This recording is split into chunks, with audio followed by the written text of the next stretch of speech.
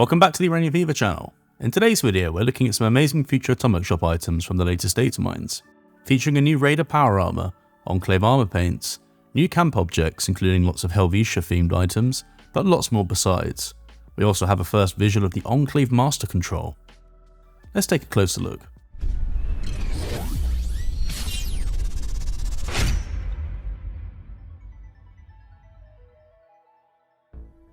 Special thanks to Datamines, DSJ, Sugar Bombs Rads, and Reasonable Madness for providing the visuals for today's video.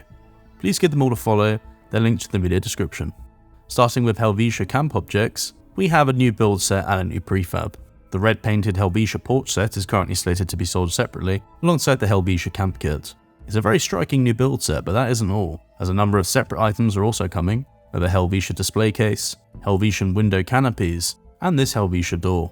We aren't done though with the Helvetia fence kit, and we have an initial look at some textures for the lodge sign and the cow spots creamery. Taking a look at the prefab next, this is called the Helvetia Butcher Shop. Like the build set, this also has a host of items to use with it, including floor decor, butchered boar meat you can see in this picture, and a butcher's cutting board, some hanging boar meat, and the Brahmin cuts chart. Leaving Helvetia behind, it's time to talk Enclave. Enclave paint is coming. This can be applied to combat armor as you can see here in these pictures, and I'm very interested to see how it will look with the heavy combat armor variant.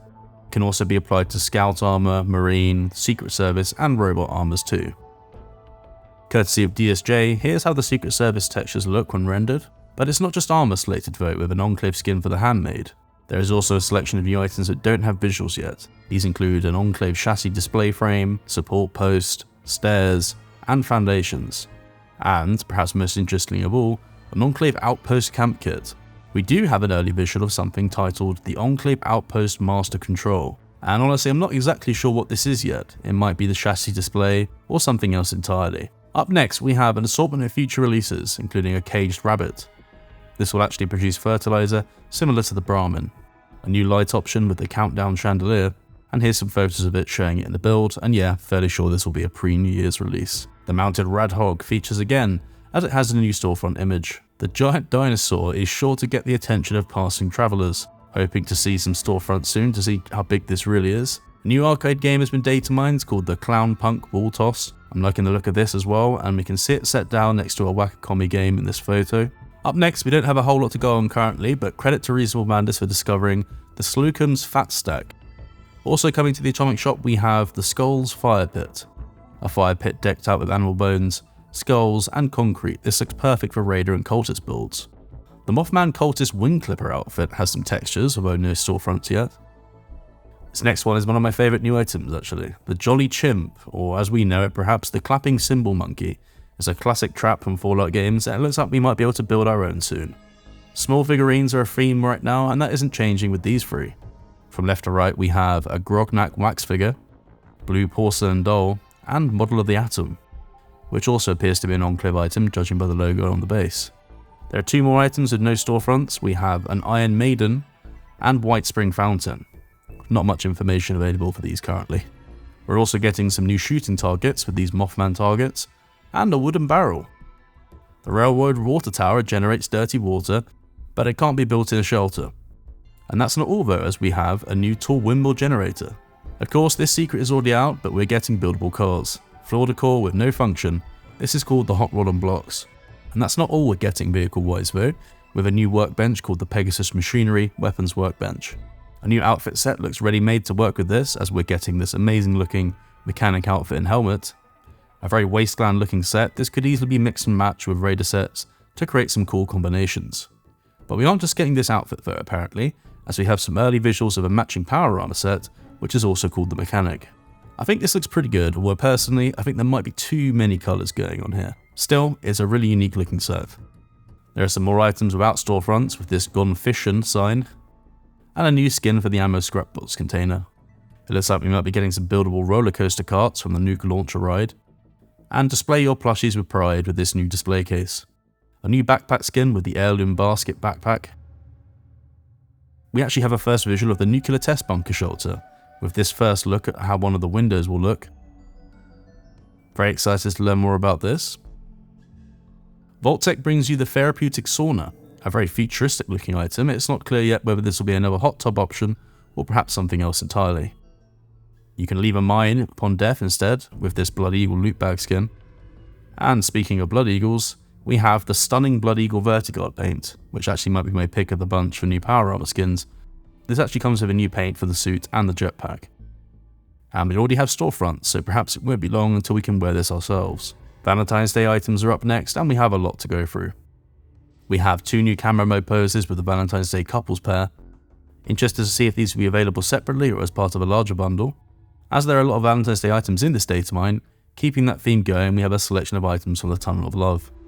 Starting with this Tunnel of Love arch. Bring Nuka while on tour to your camp, and it looks like the perfect pairing with these new camera mode poses. It doesn't stop there though, as we're also getting the enormous Tunnel of Love heart arch. Both of these items are floor decor, as is the next one, with the Valentine's Day flowers. Wall decor next with the Cappy and bottle cutouts. Another set of themed items up next. We have a new build set called the Abandoned Mine set. The textures look spot on for the mines we can find throughout Appalachia, and it's like a really strong addition in my opinion. It's actually also coming with a separate staircase too.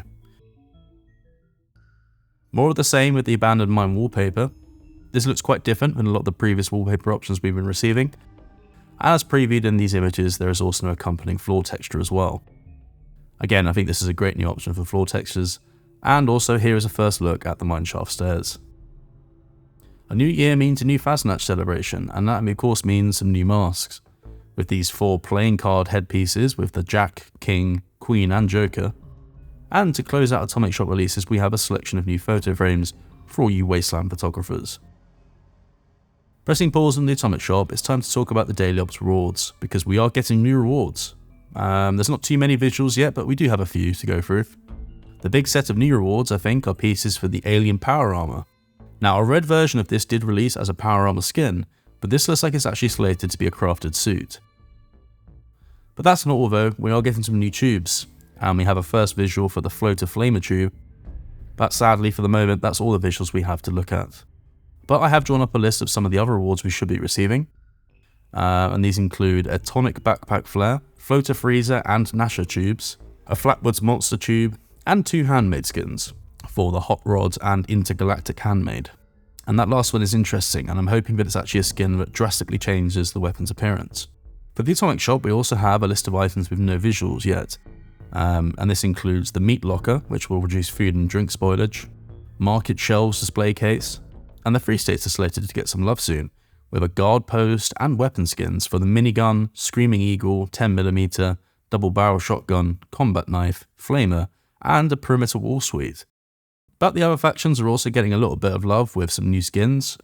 This includes the BOS Tesla Rifle, Blue Ridge Gatling Gun, and a Nuka-Cola paint for the Fixer. For today though, let's put a pin in it for the moment. In summary, wow. This is the 3rd video I've made around the new data lines, and I have to say I'm really impressed. Bethesda and 011 appear to have been really putting in a massive shift creating all these new assets, and I'm excited to see most of these come to the shop. I'm also dying to learn more too about this Enclave Outpost Master Control. But what do you think? Which items are you most looking forward to? Let me know what you think down in the comments. If you enjoyed this particular video, please consider subscribing to help the channel grow. We'll have more Datamine videos releasing soon, I'm sure, and some lore videos related to Nuka World on Tour.